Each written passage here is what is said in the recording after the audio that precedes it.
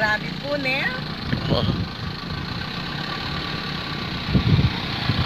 Ay!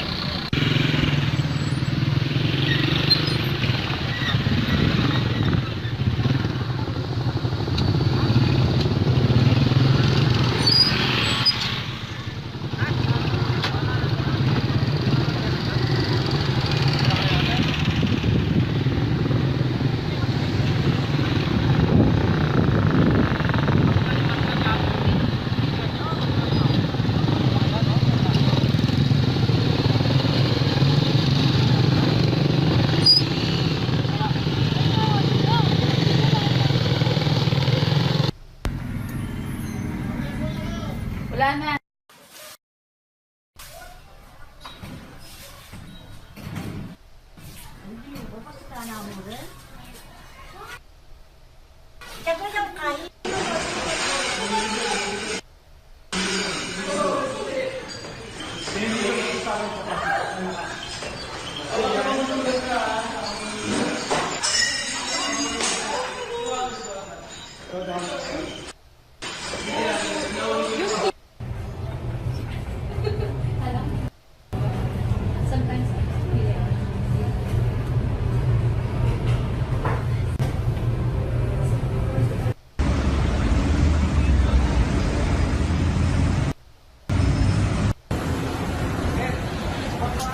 Sige, sir.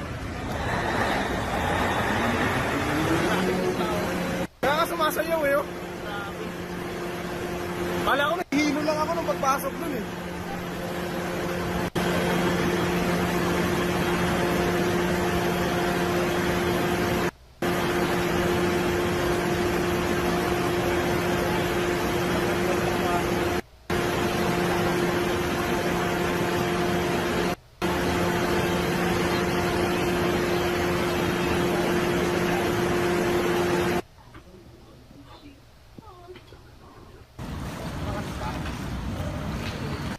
Ano, labas muna kayo dyan.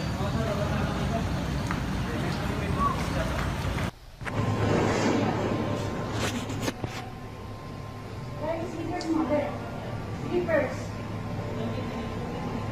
Sleepers. Sarah, please, please. 5:30 this afternoon, Renato Solidum, Director of FIVOC, said at that moment the initial estimate was 5.7, but now FIVOC is saying it was a magnitude 6.1 earthquake that struck most of the island of Luzon here in the Philippines.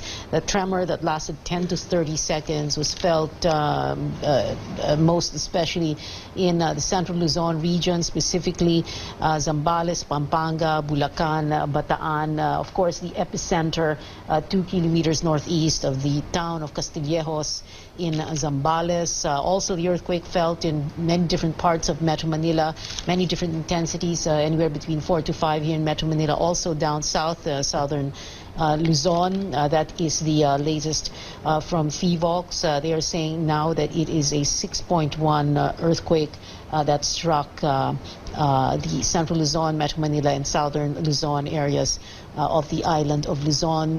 There also was a report from FIVOC that and this was something that confirmed what Governor Lila Pineda of Pampanga told us about 15 minutes ago. A portion of the bell tower of San Agustin Church in Lubao in Pampanga was damaged. This is what Governor Pineda, as we were saying, told us earlier. So speaking of Pampanga, Governor Pineda earlier telling us that there are 3 casualties, 1 elderly and 2 children in Pampanga. 2 of those casualties, the elderly and the child, in Santa Cruz in Lubao. There are also initial reports, but she is clarifying these reports about